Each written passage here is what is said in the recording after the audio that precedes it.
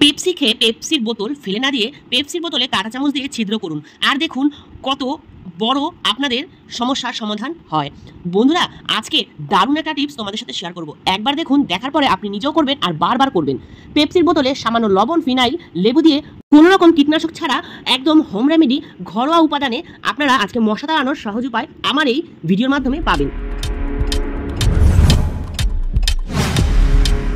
Hey guys, আসসালামু আলাইকুম। কেমন আছেন সবাই? আশা করি আল্লাহর রহমতে সবাই ভালো আছেন, আর আমি অনেক বেশি ভালো আছি। চলে এসেছি আবার টিপস নিয়ে। বন্ধুরা, আজকে এই টিপসটা দেখার পরে ভাববে এটা কি করে সম্ভব। অসম্ভবটাকে সম্ভব করা এটাই আমার কাজ। বন্ধুরা, সম্ভব কিভাবে করব সেটা তোমাদের সাথে আজকে শেয়ার করব। দেখো, পেপসি খেয়ে এটা কিন্তু 250 ml এর বোতল। তোমরা বড় বোতলেও করতে পারো, কিন্তু আমি ছোট বোতলেই করেছি, কারণ আমি যেখানে রাখবো সেখানে বড় বোতল রাখা যাবে না, ছোট বোতলই রাখা যাবে। তো দেখো, আমি এই 250 ml এর বোতলটার মধ্যে আমি কি করব সেটা তোমাদের সাথে আজকে শেয়ার করব। দেখো, বোতলটাকে মধ্যখান দিয়ে প্রথমে কেটে নেব, কাটার পর দুভাগ করে নেব।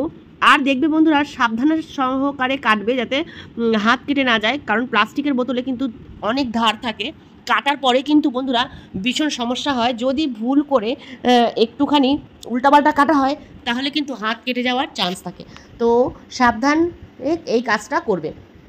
এবার দু টুকরো করে নেওয়ার পরে ধারগুলোকে কিন্তু সুন্দর করে কেটে লেবেল করে নেবে। বন্ধুরা, কাঁচি দিয়ে করবে, চাকু দিয়ে করলে কিন্তু অনেকটা টাইম লেগে যাবে, কাঁচি দিয়ে তাড়াতাড়ি হয়ে যাবে।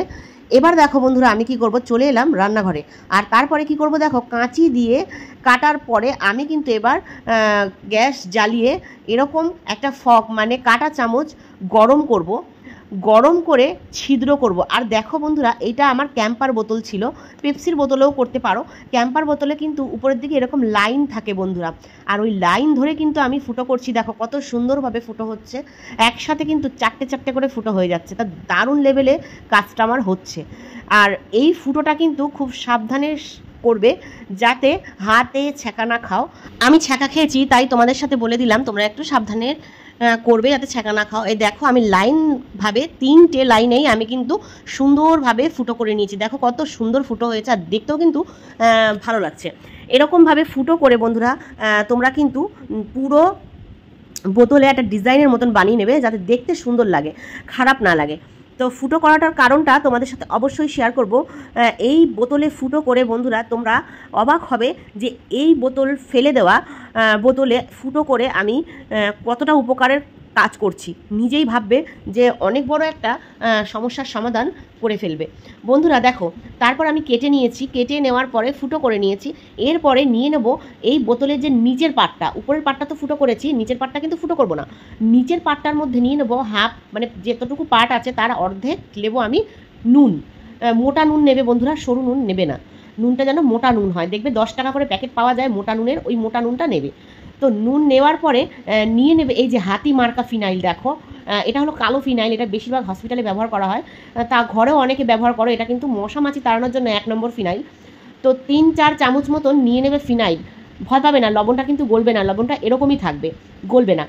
এবার যতক্ষণ দেখবে উপরের দিকে নুনটা না ভিজছে ততক্ষণ পর্যন্ত ফিনাইল দিয়ে নুনটাকে ভিজিয়ে নেবে। আর তারপরে লেবু কাটবে, লেবু মাঝখান থেকে কেটে বন্ধুরা ফুলযুক্ত লবঙ্গ নেবে। যে ফুলে মানে যে লবঙ্গতে ফুল থাকবে না সেটা কিন্তু নেবে না, ফুল দেখে কিন্তু নেবে। আর কি করবে, লেবুর মধ্যে এরকম করে পুঁতে দেবে। তো আমি এখানে 5-6টা লবঙ্গ ইউজ করেছি, তোমরা তোমাদের মতন ইউজ করতে পারো, তোমরা বেশিটাও ইউজ করতে পারো, কমও ইউজ করতে পারো। তো আমি 5-6টা নিয়েছি, আমার এই বোতলে 5-6টা এনাফ।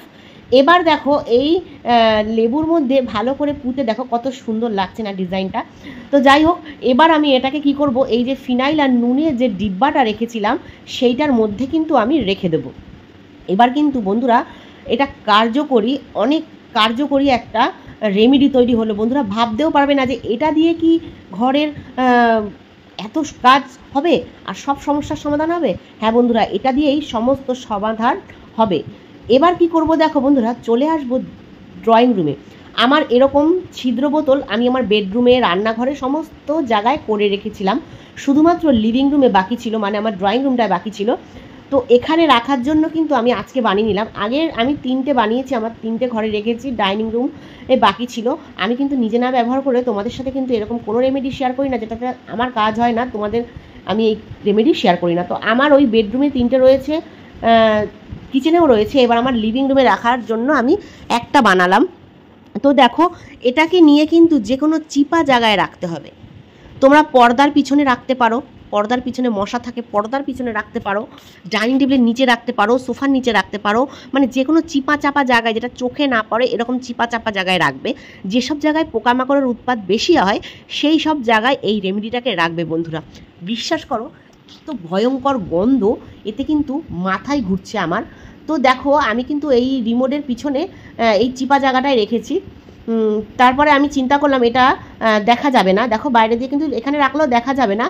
তো আমি চিন্তা করলাম তোমাদের আরও একটা দুটো চিপা চাপা জায়গা দেখাই। দেখো আমার এখানে এই যে আমি কর্নার র্যাকের মধ্যে ফুল রেখেছি, ওর পিছনে কিন্তু আমি রেখেছি। দেখো তোমরা দেখতে পাচ্ছ এখান থেকে যে ওই বোতলটা ওখানে আমি লুকিয়েছি। বলো, এইখানে লুকিয়েছি যে আমি এই বোতলটাকে একটা ঘাসের পিছনে। দেখো আমি কিন্তু একদম দূর থেকে দেখেছি, এটা কিন্তু একদম দেখা যাচ্ছে না, তোমরা দেখতে পারবে না। তোমাদের দূর থেকে এবার দেখাই, তোমরা বলবে আমাকে কমেন্টের মাধ্যমে যে এই বোতলটা দেখা যাচ্ছে কিনা। আমি তো দেখতে পাচ্ছি না, তোমরা যদি কেউ দেখতে পাও আমাকে অবশ্যই বলবে। তো ভিডিওটা কেমন লাগলো অবশ্যই আমাকে বলবে বন্ধুরা। আজকে কিন্তু একদম ছোট করে ভিডিও শেয়ার করছি, তোমরা কিন্তু প্লিজ স্কিপ করো না। তোমাদের জন্যই কিন্তু এত কষ্ট করা, আর তোমাদের জন্যই কিন্তু আমি নতুন নতুন টিপস এরকম রোজ আনছি। ভিডিওটা ভালো লাগলে অবশ্যই লাইক কমেন্ট করে পাশে থাকো। আর যারা নতুন দেখছো প্লিজ চ্যানেলটা সাবস্ক্রাইব করে নিও। আর পুরনো বন্ধুদের জন্য অনেক অনেক ভালোবাসা, অনেক অনেক দোয়া রাখলাম। আল্লাহ হাফিজ।